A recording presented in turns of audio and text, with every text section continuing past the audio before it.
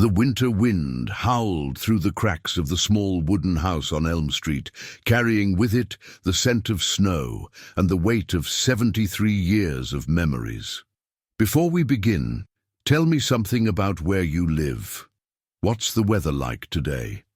Inside, Martha Washington Jenkins sat in her threadbare armchair, her weathered hands working methodically on a quilt that would never be finished. Across from her, her husband of 51 years, Samuel, dozed fitfully in his recliner, the oxygen tank beside him hissing softly with each labored breath. The television flickered with the evening news, but neither of them paid it any attention. They had learned to find comfort in the silence that had become their constant companion. "Sam," Martha whispered, her voice barely audible above the wind. "You remember when this house used to be full of laughter?" Samuel's eyes fluttered open, cloudy with cataracts, but still holding the warmth that had first captured Martha's heart in 1952. "I remember, baby girl. Lord knows I remember." His voice was gravelly, worn thin by years of calling out to children who no longer answered. The house around them told the story of a family that once was. Faded photographs lined the mantelpiece, showing 3 beautiful children at various stages of their lives. There was Michael, their eldest, grinning in his high school graduation cap. There was Patricia, radiant in her wedding dress, though she had long since stopped inviting them to family gatherings. And there was David, their youngest, frozen in time at age 16, before life had hardened his heart against them. Martha's fingers traced the worn fabric of the quilt, each square representing a memory, a birthday, a Christmas morning when the house overflowed with grandchildren's voices. "They used to fight over who got to sit on your lap during Sunday dinner," she said, a tear sliding down her cheek.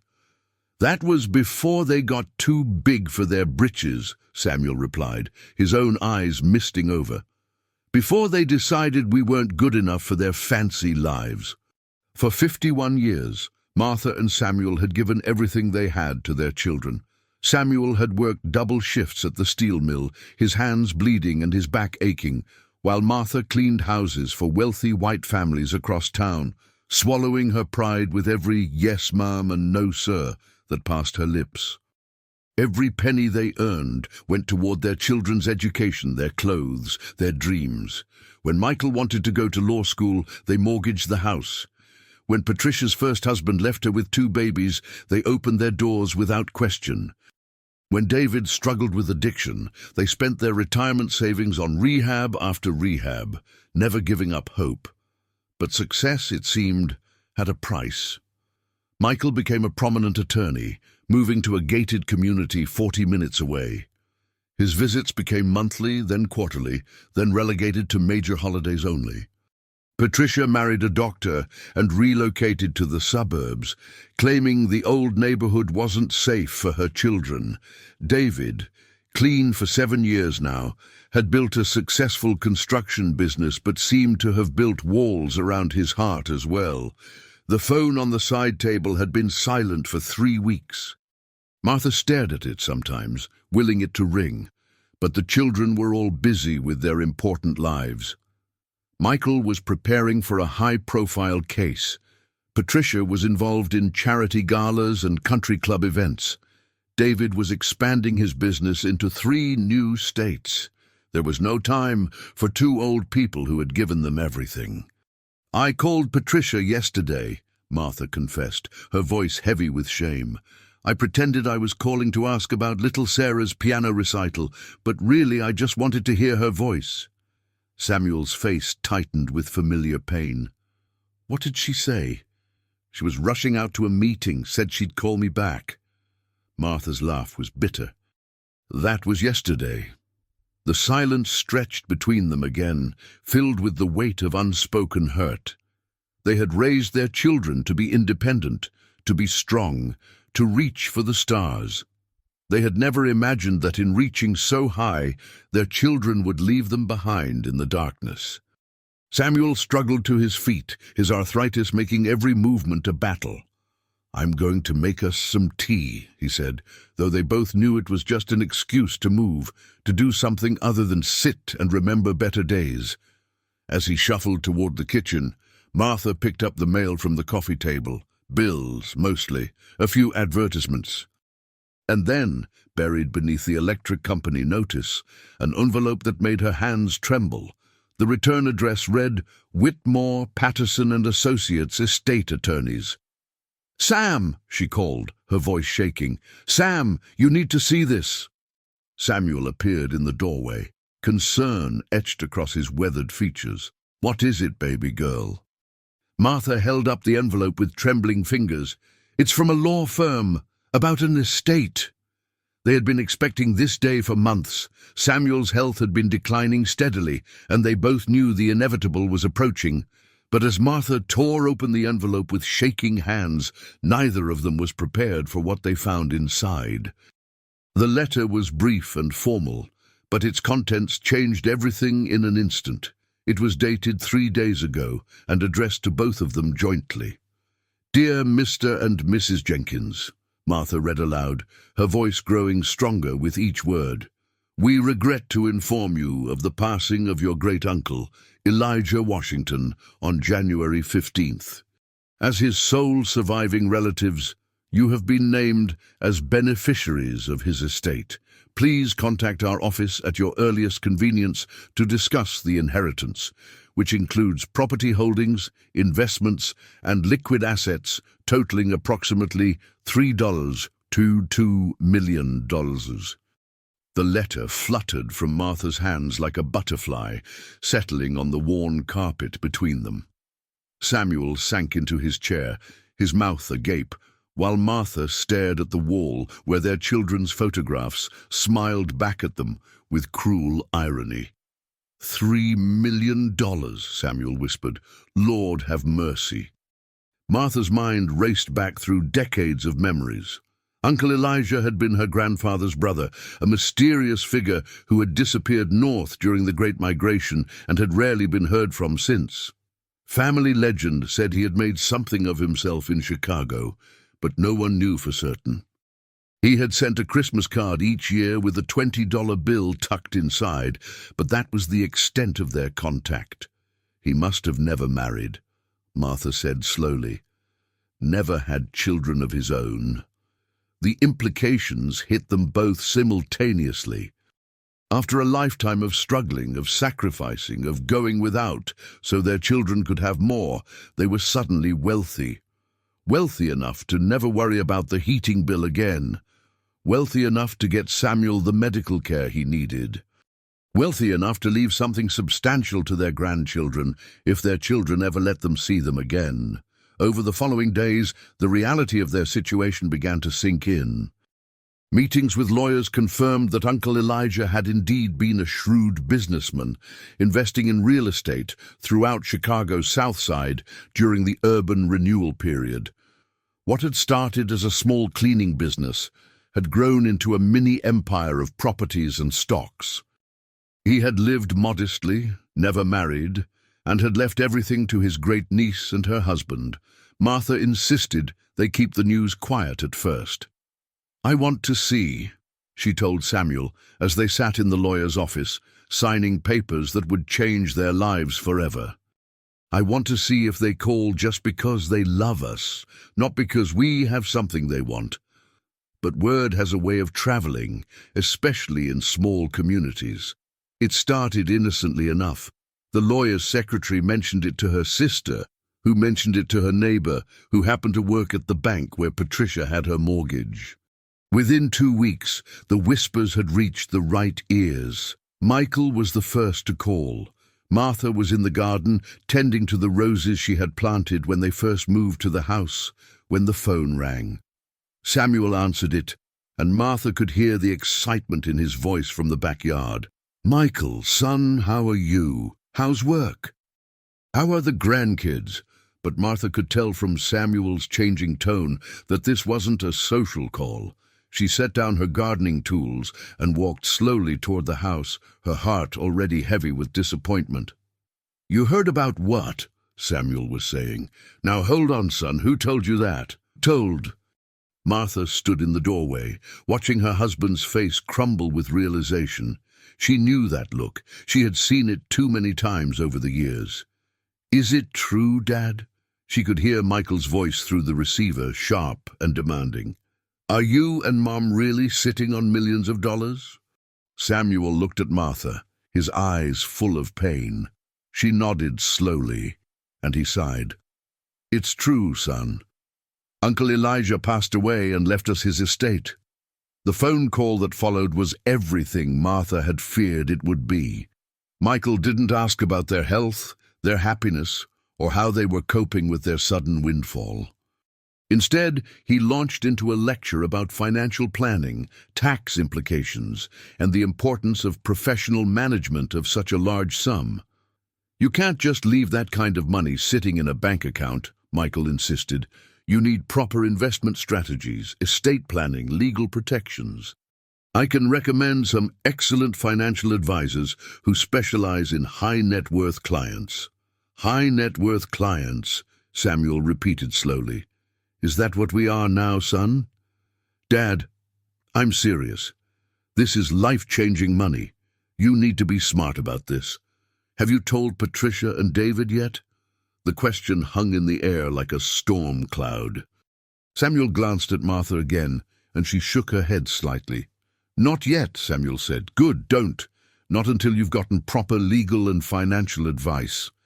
Look, I can drive over tomorrow. We need to sit down and discuss this properly. This affects the whole family. After Michael hung up, Martha and Samuel sat in silence for a long time. The house felt different somehow, as if the walls themselves had shifted. The photographs on the mantelpiece seemed to mock them, smiling faces of children who had just proven that their love came with conditions. 47 years, Martha said finally. 47 years since he graduated law school, and this is the first time he's offered to drive over here without being asked twice. Patricia called that evening, her voice saccharine with forced enthusiasm. Mama, I heard the most wonderful news. Congratulations. You and Daddy must be so excited. The conversation followed a predictable pattern. After a few minutes of superficial pleasantries, Patricia launched into her own version of Michael's financial advice, peppered with stories of friends who had made terrible mistakes with unexpected inheritances. You know, Mama, Marcus has been looking for a good investment property. Something with potential for development. If you're interested in diversifying your portfolio, he might be able to help you out. Family discount, of course. Family discount, Martha repeated, the words tasting bitter in her mouth. And the children have been asking about college funds, Patricia continued, as if the idea had just occurred to her. Little Sarah is so bright, and Tommy is showing real athletic potential. A good education is the best investment, don't you think? David's call came the next morning, and it was perhaps the most painful of all because it was the most honest. There was no pretense of financial advice or concern for their well-being, just raw need and poorly concealed desperation. Mom, I messed up, he said without preamble. The business is in trouble. I overextended on the new locations, and the bank is calling in my loans. I could lose everything. Martha's heart clenched. Even after years of disappointment, the maternal instinct to protect her youngest child remained strong. How much do you need, baby? She asked. 500,000, David said quietly. Maybe more. I know it's a lot, but I'm good for it. The business is solid, it's just a cash flow problem. I can pay you back with interest. The number hung between them like a chasm. Martha had spent countless nights lying awake, worrying about David's struggles with addiction and his tendency to make impulsive decisions. She had hoped that his sobriety and business success meant he had finally found stability. David, she said carefully, when was the last time you called us? The silence stretched for so long that Martha wondered if the connection had been lost. What does that have to do with anything? David finally asked, his voice defensive. When, baby? I don't know. Christmas, maybe? Look, Mom, this isn't about that. This is about family helping family. You've always said we should stick together. You're right, Martha said softly. I did always say that. Over the following weeks, the Jenkins house became a destination it had never been before. Michael arrived with his briefcase and his financial advisor, spreading papers across the dining room table and talking about wealth preservation strategies. Patricia came bearing gifts, expensive flowers, gourmet food baskets, a new television they didn't need, and regaled them with stories of the grandchildren they rarely saw.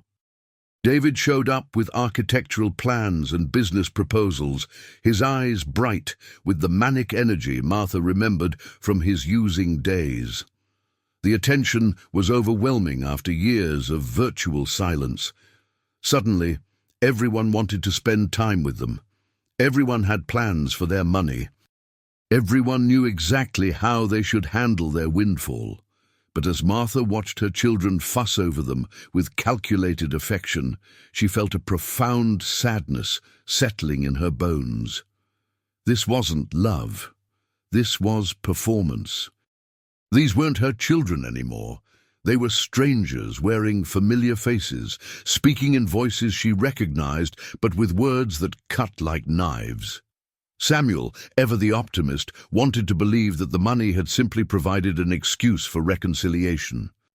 Maybe they were just embarrassed about staying away so long, he suggested one evening after Patricia had left, promising to bring the grandchildren for dinner the following Sunday.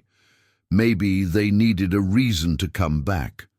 But Martha had lived too long and seen too much to be fooled by pretty words and sudden attention. She watched her children's eyes when they looked around the modest house, saw the calculations happening behind their smiles. They weren't seeing their childhood home anymore. They were seeing obstacles to their inheritance. The breaking point came on a rainy Thursday afternoon. Martha had been feeling unwell, a persistent cough that wouldn't go away, and Samuel had insisted on taking her to the doctor. They returned home to find Michael's car in the driveway and the front door ajar. Inside, they found Michael and Patricia in the living room, going through the boxes of family papers that Martha had always kept in the old cedar chest. Documents were spread across the coffee table: birth certificates, marriage licenses, insurance policies, and most shocking of all, the folder containing the information about Uncle Elijah's estate. "What are you doing?" Martha asked, her voice deadly quiet. Michael looked up, not even having the grace to appear embarrassed. "We were worried about you two handling all this paperwork. You're not getting any younger, and these documents need to be properly organized." "We thought we'd help by making copies of everything," Patricia added, gesturing to a small pile of photocopies beside her purse. "For safety, in case something happens to the originals." Nah, Martha looked at her daughter, this woman she had carried in her womb and nursed through childhood illnesses and teenage heartbreaks, and saw a stranger who would rifle through her parents' private papers without permission, who would violate their home and their trust for the sake of information about money. "Get out," Martha said quietly. "Mom, you're overreacting," Michael said, standing up and brushing imaginary dust from his expensive suit. "We're just trying to help. Get out." Each word was a hammer blow. Patricia stood as well, clutching her purse and the photocopies. "Mama, I know exactly what you were doing," Martha said, her voice rising. "You were counting your inheritance while we're still breathing." The room fell silent, except for Samuel's labored breathing and the rain pattering against the windows. Martha looked at her two eldest children, the successful, educated adults who had forgotten the most basic lessons she had tried to teach them about respect and dignity and love. 51 years, Martha said, her voice shaking with emotion. 51 years your father and I poured our hearts and souls into raising you. We went without so you could have. We sacrificed so you could succeed, and the moment we don't need your help anymore, the moment we actually have something you want, you show your true faces. "That's not fair," Michael protested. "We've always cared about you." "Have you?" Martha's laugh was harsh. "When was the last time you called just to say hello? When was the last time you visited without wanting something? When was the last time you asked about our health, our happiness, our dreams?" Neither of them answered. "You want to know something?" Martha continued, tears streaming down her cheeks. "All these years, all I wanted was to know that we mattered to you, that we weren't just the people who gave you life and then became inconvenient reminders of where you came from." Samuel stepped forward, placing a gentle hand on his wife's shoulder. "Martha, maybe we should all calm down and—" "No, Sam." Martha shook off his hand. "I'm done being calm. I'm done making excuses for them. I'm done pretending that this is about anything other than money." She turned to face Michael and Patricia directly, and when she spoke, her voice was steady and final. "You want our money? You can have it, all of it. When we're dead and buried, you can fight over every last penny. But while we're alive, while we still have breath in our bodies and love in our hearts, we're going to decide how this story ends." The confrontation that followed was everything Martha had never wanted it to be, but everything it needed to be. Voices were raised, tears were shed, and truths were spoken that had been festering in darkness for years. Michael, in his lawyer's voice, tried to argue that they were acting out of concern for their parents' welfare. "You're elderly, you're not well, and you've never dealt with this kind of money before. We're trying to protect you from making mistakes." "Mistakes like trusting our children?" Samuel asked, his voice weaker, but his spirit still strong. Patricia dissolved into tears, claiming she had been misunderstood. "I love you, Mama. We all love you. This isn't about money." "Then prove it," Martha said. "Walk away. Right now. Don't mention the money again. Come back when you can look us in the eyes and see your parents instead of dollar signs." But they couldn't do it. Even faced with their mother's pain and their father's disappointment, they couldn't separate their newfound attention from the knowledge of the inheritance. The money had poisoned the well, and there was no going back. David's reaction was different but no less devastating. When Martha called to tell him what had happened with his siblings, his response was immediate and brutal. "So you're cutting us all off, just like that? After everything I've been through, after how hard I've worked to get clean and build something, you're going to let my business fail because Michael and Patricia pissed you off?"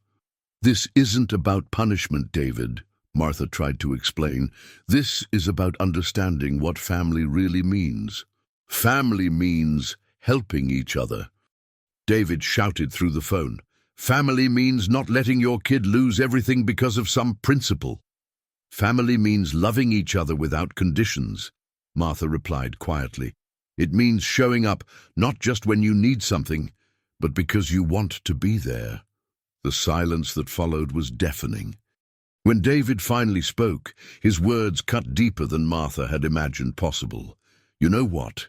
Maybe we stayed away because we knew this is who you really are, bitter old people who would rather hurt their own children than admit they don't know everything." The line went dead. That night, Martha and Samuel sat in their living room, surrounded by the detritus of their children's sudden attention. The expensive flowers were wilting in their crystal vase. The gourmet chocolates sat untouched in their golden box. The new television flickered with programs they didn't care about. "Did we do the right thing?" Samuel asked, his voice barely a whisper. Martha looked around the room, at the photographs of their children and grandchildren, at the quilt she had been working on for months, at the life they had built together through decades of struggle and sacrifice and unconditional love. "I don't know," she said honestly. "But I know we had to try to teach them something about love, even if it's the last lesson we ever give them." The weeks that followed were perhaps the loneliest of their lives, but also the most peaceful. The phone didn't ring with demanding voices asking about their plans for the money. No unexpected visitors appeared with ulterior motives. The house was quiet again, but it was a different kind of quiet than before. It was the quiet of decision, of boundaries drawn and lines held. Martha used some of the inheritance to get the medical care Samuel needed, and she was able to get treatment for her own persistent cough, which turned out to be a mild case of pneumonia that responded well to antibiotics. They paid off their mortgage and made some modest improvements to the house: a new roof, better insulation, a ramp for Samuel's increasing mobility issues. But most of the money remained untouched, sitting in accounts while they decided what to do with a legacy that had revealed more about their family than they had ever wanted to know. The answer came from an unexpected source. Sister Morrison from their church stopped by on a Tuesday afternoon, bringing homemade soup and the kind of genuine concern that Martha had forgotten existed. "I heard about your troubles with the children," Sister Morrison said gently as they sat in the kitchen sharing tea and memories. "I want you to know that you're not alone in this. Too many of our young people have forgotten where they came from." As they talked, Martha learned about Sister Morrison's own struggles with family, about grandchildren she rarely saw, and adult children who had moved away not just geographically, but emotionally. But she also learned about the programs Sister Morrison had started at the church to help other elderly members of the community who found themselves isolated and forgotten. "There are so many couples just like you," Sister Morrison explained. "Good people who gave everything to their children and now find themselves alone in their golden years. They don't need charity, but they need community. They need to know they matter." That conversation planted the seed of an idea that would eventually bloom into Martha and Samuel's true legacy. Working with Sister Morrison and the church leadership, they established the Washington Jenkins Community Center for Senior Citizens. It wasn't a nursing home or a charity organization, but a place where older adults could come together for meals, activities, educational programs, and most importantly, companionship. The center occupied a beautiful old building downtown that had been converted into a warm, welcoming space with a commercial kitchen, library, computer lab, and meeting rooms. Martha insisted on a garden where members could grow vegetables and flowers, and Samuel, despite his declining health, worked with local contractors to ensure the building was fully accessible. But the center was more than just a building. It was a philosophy, a statement about the value and dignity of older adults in a society that often overlooked them.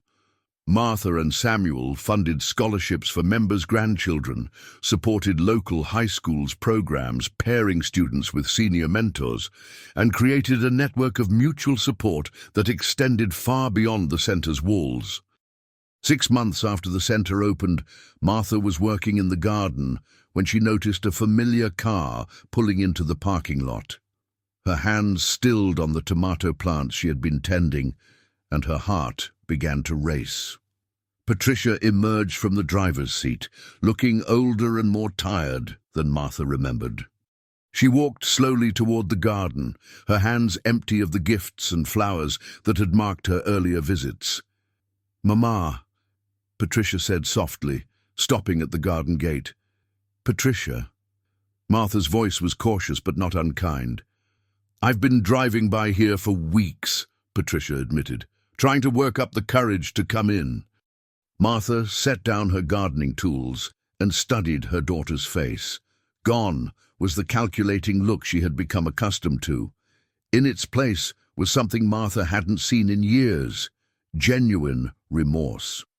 "I heard about what you and Daddy have done with the money," Patricia continued. "The center, the scholarships, all of it." "Is that why you're here?" Martha asked. "No!"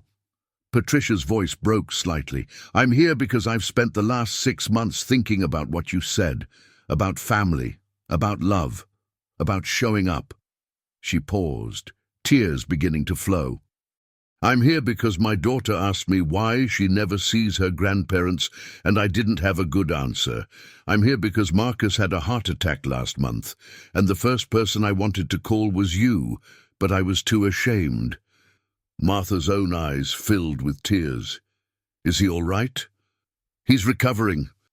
But Mama, sitting in that hospital, watching him fight for his life, I realized that all the money in the world doesn't matter if you don't have the people you love beside you." The conversation that followed was painful and necessary. Patricia acknowledged the hurt she had caused, the selfish motives behind her sudden attention, and the years of neglect that had preceded their falling out. She didn't make excuses or try to minimize the damage that had been done. "I don't expect forgiveness," Patricia said as they sat on the garden bench together. "I just wanted you to know that I understand now. What I lost wasn't your money. It was you." Martha reached over and took her daughter's hand, feeling the softness that came from a life of privilege, but also the tremor that spoke of genuine emotion. "You never lost us, baby," Martha said softly. "We were always here. We were always waiting." The reconciliation with Patricia was slow and careful, built on small moments and gradual trust. She began visiting regularly, not with an agenda, but simply to spend time with her parents. She brought the grandchildren, who rediscovered the joy of their grandmother's cookies and their grandfather's stories. She volunteered at the community center, using her organizational skills to help with fundraising events. Michael's return took longer and came with more conditions. He arrived on a Saturday morning, 6 months after Patricia's first visit, carrying a manila folder and wearing his professional mask. "I've been thinking about our conversation," he said formally, as if he were addressing a client rather than his parents. "I believe I may have approached the situation inappropriately." Samuel, who was having a particularly difficult day with his breathing, looked at his eldest son with a mixture of hope and wariness. "What brings you by, Michael?" Michael shifted uncomfortably, clearly struggling with words that didn't come naturally to him. "I'd like to discuss the possibility of rebuilding our relationship." "This isn't a negotiation, son," Martha said gently. "Either you want to be here or you don't." Dodujud. The folder Michael had been holding seemed to become heavier in his hands. Finally, he set it aside and looked directly at his parents for the first time in months. "I want to be here," he said. And for the first time, Martha heard her son's voice instead of his lawyer's voice. "I've missed you, both of you, and I'm ashamed of how I behaved." The healing with Michael was more complicated than with Patricia, perhaps because his wounds were older and his walls were higher. But gradually, through shared Sunday dinners and quiet conversations, the successful attorney began to remember the boy who had once sat on his father's lap, listening to stories of struggle and triumph. David's journey back was the most difficult of all, marked by false starts and setbacks that mirrored his earlier battles with addiction. He would appear unexpectedly, full of apologies and promises, only to disappear again when the conversation turned to accountability and change. The breakthrough came nearly a year after their estrangement, when David arrived at the community center late one evening, clearly intoxicated and in despair. His business had indeed failed, his marriage was ending, and he was facing the possibility of bankruptcy. "I lost everything," he sobbed to Martha as she held him in the center's quiet lobby. "Everything you and Dad worked for, everything you believed in me to become, I destroyed it all." "No, baby," Martha said, stroking his graying hair as if he were still her youngest child. "You lost some things, but you didn't lose us. You never lost us." That night marked the beginning of David's real recovery, not just from alcohol, but from the deeper wounds of pride and shame that had driven him away from his family. With Martha and Samuel's support, he entered a program that addressed not just addiction, but the underlying issues of identity and belonging. As the seasons changed and the community center grew from an idea into a thriving hub of activity, Martha and Samuel found themselves surrounded not just by their reconciled children, but by an extended family of choice. The center's members became like adopted grandchildren and great-grandchildren, sharing stories, celebrations, and sorrows. Martha's health remained stable, and Samuel, while still struggling with his breathing, found new purpose in mentoring young men who visited the center through various outreach programs. Their house on Elm Street, which had once echoed with silence, now bustled with the sounds of family dinners where 3 generations gathered around the same table where Martha and Samuel had once eaten alone.